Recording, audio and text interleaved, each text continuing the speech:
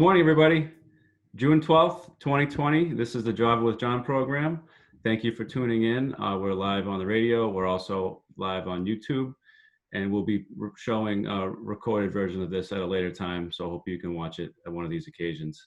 This program, Job with Jon, is something that we've been doing online and on the radio every week.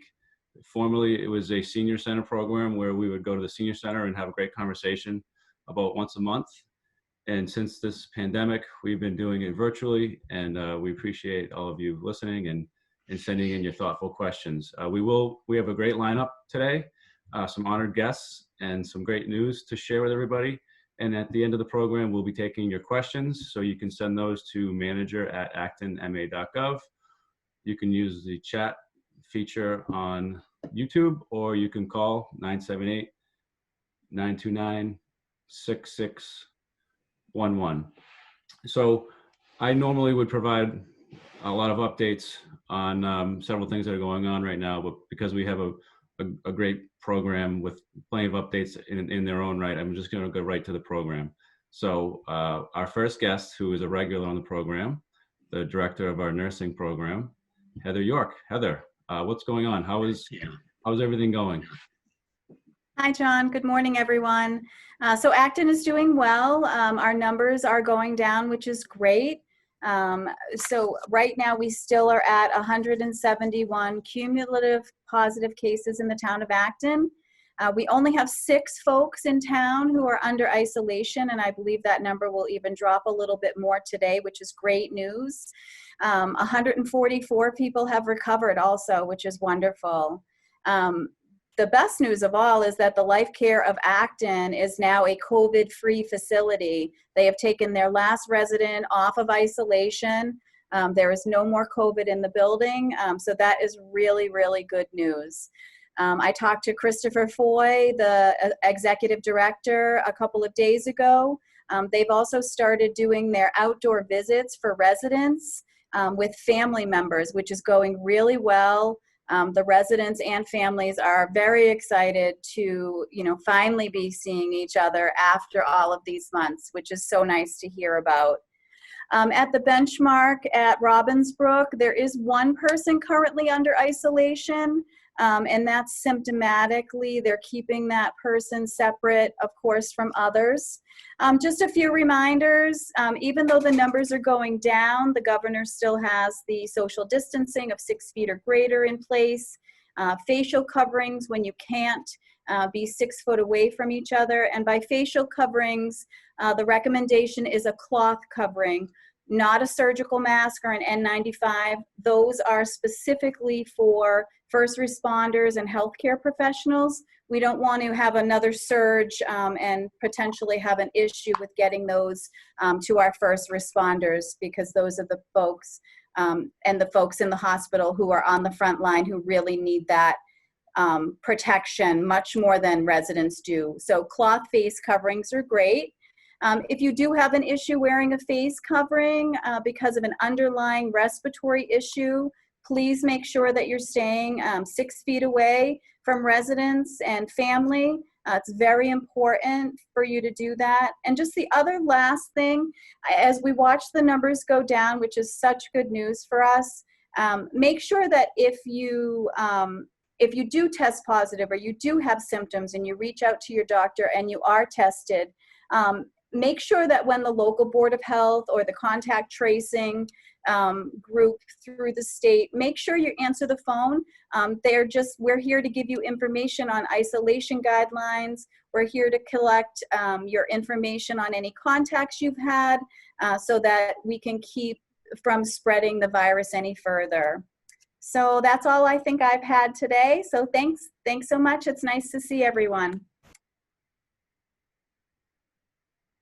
Great to see you too, Heather, and thank you for the updates.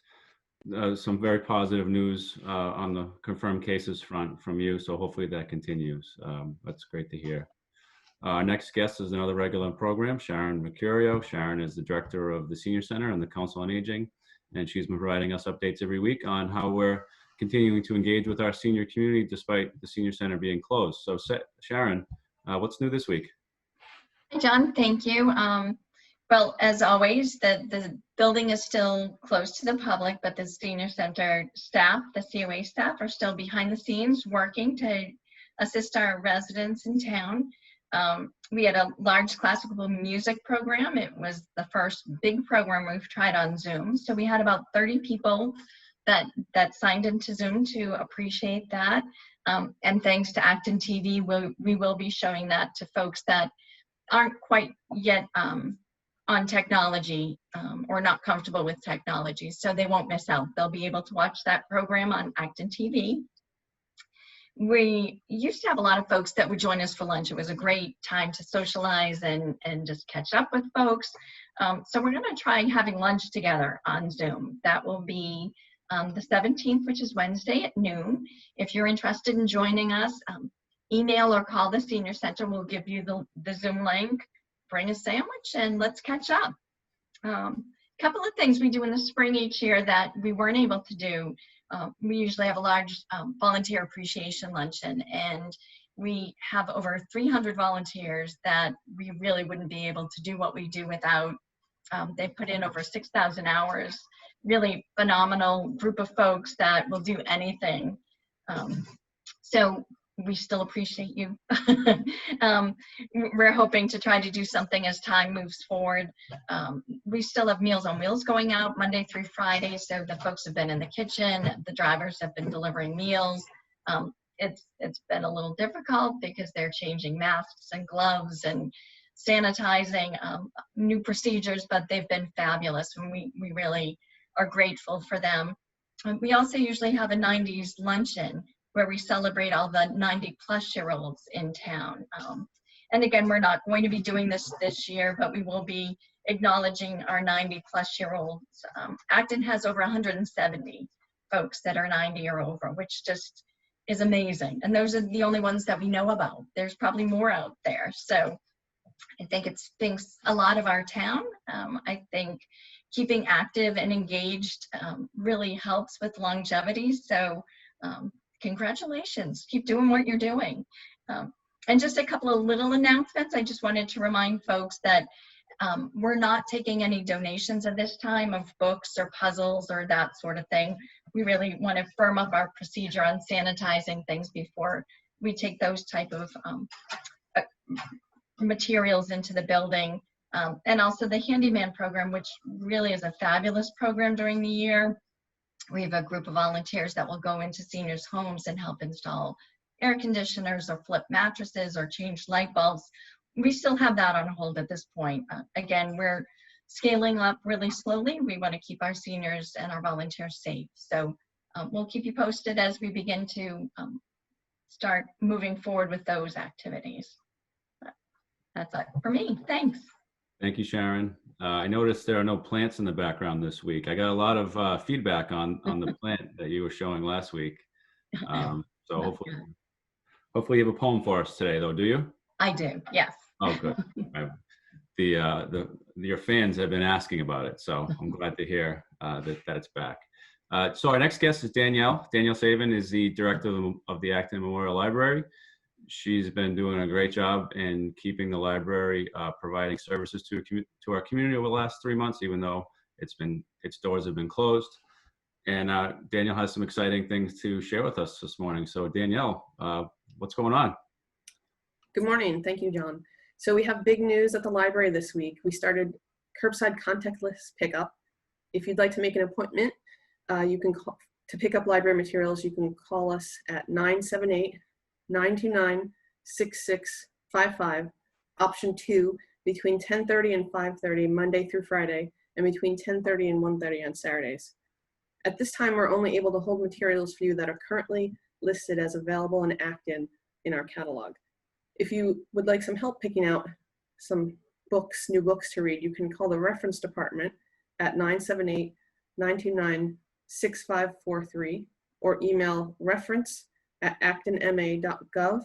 And if you need help picking out children's items, you can call 978-929-6655, option 4, or email actchildrens@minlib.net.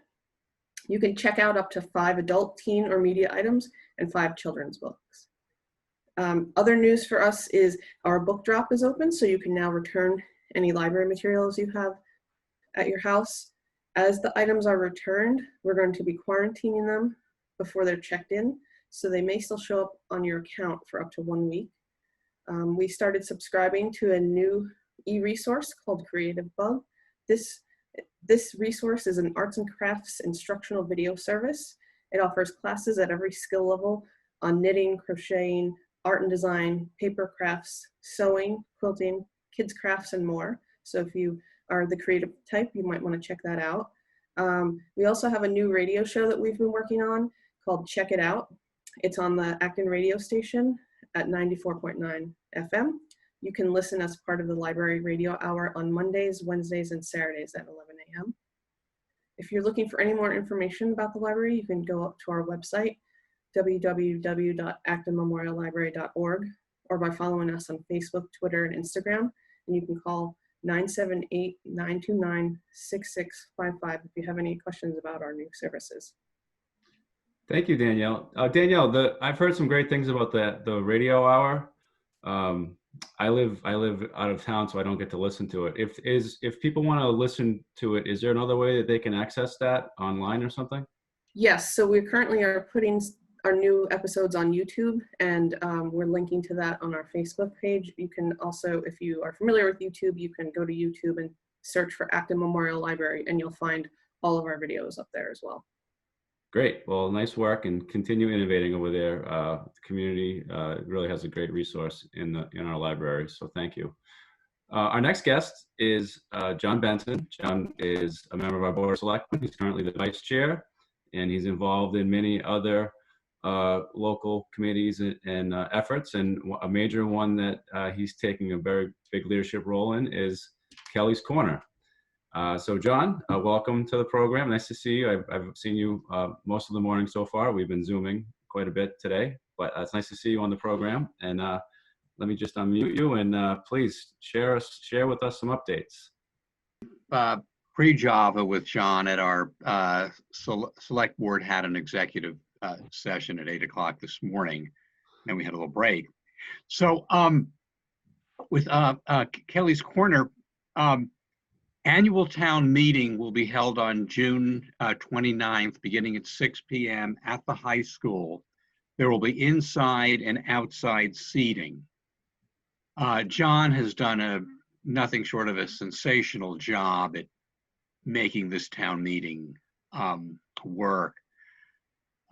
We decided to hold it indoors because we just couldn't predict what the weather would be if we did it on a Saturday or a weeknight evening for a range of reasons. And we got a number of complaints from, concerns from seniors who are saying we don't want to go inside the high school. So Jon and company really worked out a creative method in the upper parking lot for outdoor seating, and that is still a work in progress, but it's all going in the right direction. The second article that will be taken up will be the town's acquisition of strips of land along portions of Main Street, approximately on 12 properties, to accommodate the road widening and the streetscapes improvements necessary for the Kelly's Corner infrastructure project. A 2/3 vote of town meeting will be required.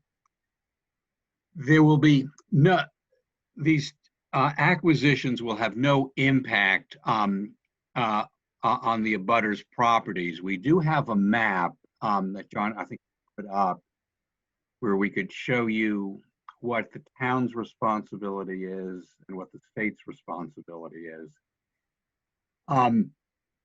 This is the intersection right at Kelly's Corner, running north, running west to east is Massachusetts Avenue, and north to south is Main Street.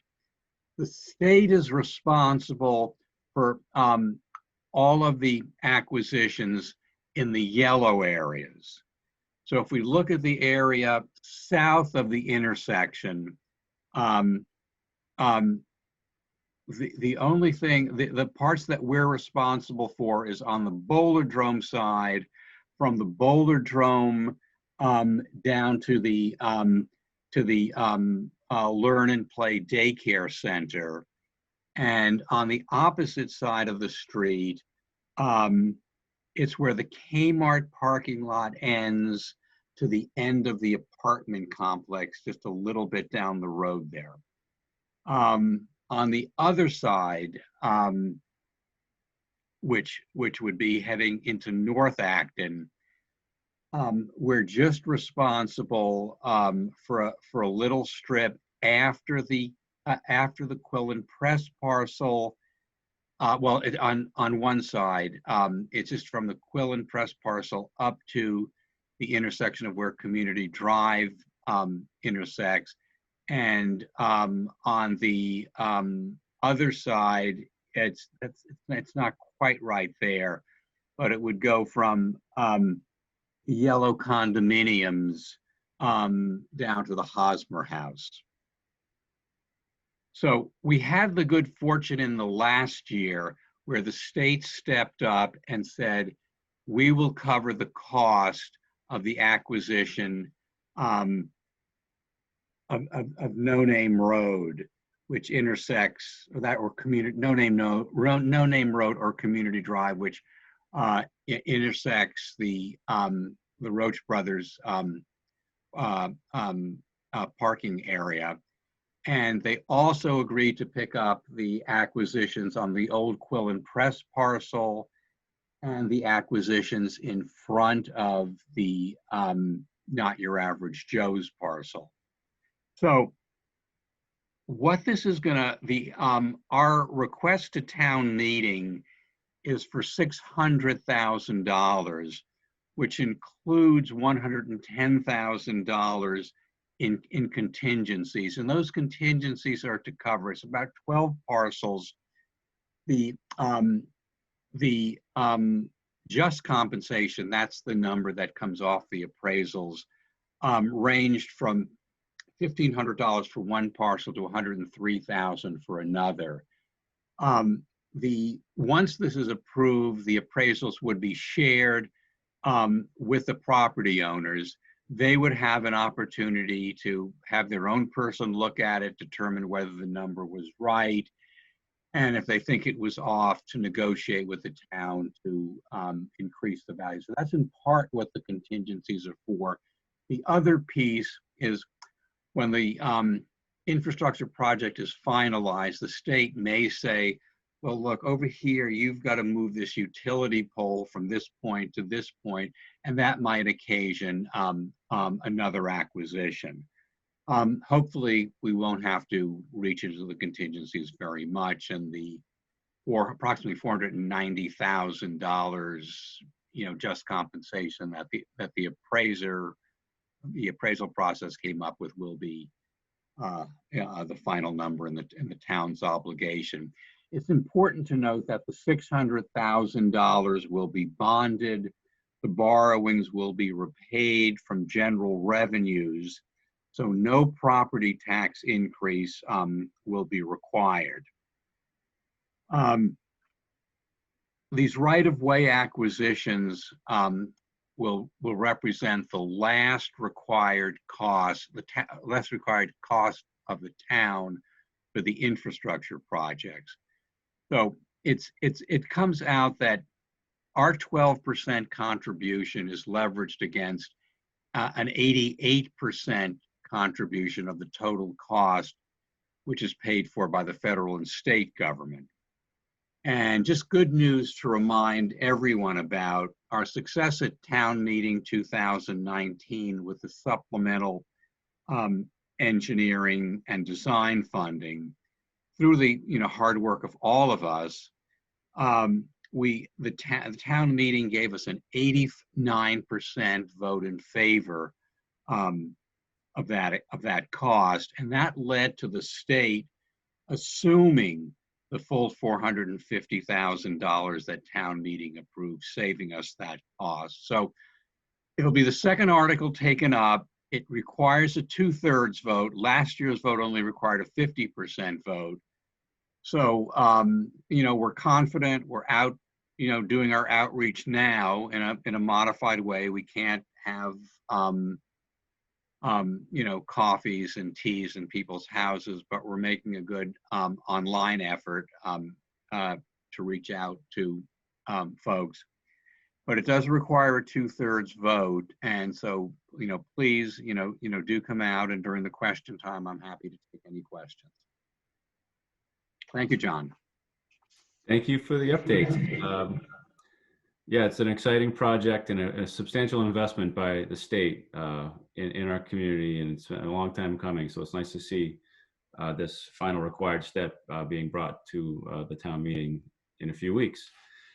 So we reached the point of the program where we'll now start taking questions. Actually, but hold on, I have some breaking news about one of our participants. It turns out Heather York, our director of nursing, recently just won an award for being a healthcare superstar. Is that true, Heather? Can you tell us more about this great honor, which I agree with, just based on what I know so far? Oh, thanks. My daughter-in-law, who sadly lost her mom to COVID-19, nominated me to JetBlue for a healthcare hero. So it was very nice, very thoughtful. Well, I agree with that nomination. You've been doing a great job, and you always have been, but particularly in this time. So I'm sorry that it's been a difficult for you in many ways, but it's nice to see you get some recognition. So great work, as usual. So other questions that we're getting are rolling in. I got a question here. When is the warrant going to be distributed? That's a great question. So town meeting is June 29th. We will be publishing the warrant and sending it out to all households, and it should be in your mailboxes midweek next week, hopefully, depending on how fast the mail gets through. We will be posting it online by Monday at the latest, and we're going to do our best to provide more information than we normally would, because we want people to have a lot more background about each article, so that we can honor the request by the Board of Selectmen and members of the community to keep the meeting brief. And some of the things that we're doing, we're working with the moderator, and she has directed article sponsors to limit their presentations and to pre-record presentations, and we are going to make them available online. So check our website. We're going to be putting a lot of stuff online, probably starting next week, about each article and about the town meeting in general. So please stay tuned, and we'll do some more updates at the next week's Java as well. But we hope to have a lot of information out there before that time. I have a question for Danielle. How many books did you say people could take out? You can check out up to 5 adult, teen, or media items and 5 children's books. Okay. We got some more questions rolling in. This one looks like it would be a good one for Jon Benson. What is the schedule for Kelly's Corner if we get the project approved next week or later this month? Yeah. The project would be expected to go out to bid on, it was December 25th, 2021. And, the state does not rest. And then construction we expect it to begin the first quarter, second quarter of 2022, and it would take approximately 2 years. Great. Thank you. Oh, here's a great question. When is the beach at Nara going to be opening? I'm pleased to report that it's going to be opening tomorrow. June 13th will be our first day. It's going to look a little different this year. We won't have a snack bar, and there'll be several other things that we're going to be doing to try to implement some public health and safety precautions. But the good news is that it will be open. starting tomorrow. Another item that I wanted to make sure that you all understand is that earlier this week, restaurants were allowed to start opening for outside dining.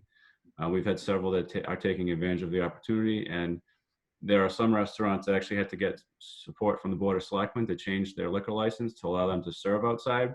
And I'm pleased to report that as of this morning, we have the following restaurants that are licensed to provide outside service: Rapscallion, Red Raven, Philo's, Atlantic Seafood Grill, True West, New London Pizza, El Huipil, Crossroads, and Legend Cafe is also allowed to serve outside too. So please support our local businesses. They've had a long 3 months without having to provide normal service. So please check them out and look for other retail openings that are happening around town as well. There's a lot of people that have been trying to find creative ways to open and start being in business again. And as a community and as an organization, and our land use department and our Board of Selectmen have been very supportive of trying to find ways to allow for things that normally wouldn't be allowed, just to give businesses a better shot of trying to recover. On that note, the business grant applications that the Board of Selectmen approved a few weeks ago, the application period is actually ending Monday. So if there are small businesses out there that haven't applied, we've had over 130 of them pull the application. We haven't received them all back yet. So if you're out there, please send them in for Monday so that you can be included in our consideration, which we should be announcing grants next week. So thank you for that. I see you have a couple other questions rolling in here. When are tax bills due? So tax bills were due May 1st. The board approved extending that to June 1st. And so they're now technically late, but there wouldn't be any penalties or interest as long as they're received by the end of the month. Anything further on that, John, that you wanted to mention? No. As of, I think, June 2, when we reported to the Finance Committee, I think the percentage of fourth quarter bills that were in was over 90%, if I remember correctly. It was about 92%. Yeah, it was very good. We were concerned, but we were very pleased that our community has stepped up and continued our great contributions to local. Yeah, our tax bill collection rate is 99.9%. Yeah, that's very helpful. And we had over 98% in by the beginning of June, I believe it was. Okay. Do any of our panelists have questions for each other before we move to the final stages of this program? No? Okay. Everybody's ready for the weekend? Sharon, could you please close us out with a poem? Sure. I was trying to find a plant to put in the background, but nothing that, is camera worthy. So maybe next week. The poem this week is The Oak Tree by Johnny Ray Ryder Jr. The oak tree. A mighty wind blew night and day. It stole the oak tree's leaves away, then snapped its boughs and pulled its bark until the oak was tired and stark. But still the oak tree held its ground, while other trees fell all around. The weary wind gave up and spoke, "How can you still be standing, oak?" The oak tree said, "I know that you can break each branch of mine in two, carry every leaf away, shake my limbs and make me sway. But I have roots stretched in the earth, growing stronger since my birth. You'll never touch them, for you see, they are the deepest part of me. Until today, I wasn't sure of just how much I could endure. But now I've found, with thanks to you, I'm stronger than I ever knew. That's very good. Nice work. Well, thank you, Sharon, and thank you, John, Heather, Danielle. Thank you, the folks behind the scenes, Mark, Justin, Austin. And thank you for listening and watching, and have a great weekend, everyone. And stay tuned next week for another Job with John. And remember, watch the website for updates on town meeting. Take care, everybody. Thank you, John. Thank you. Good weekend all.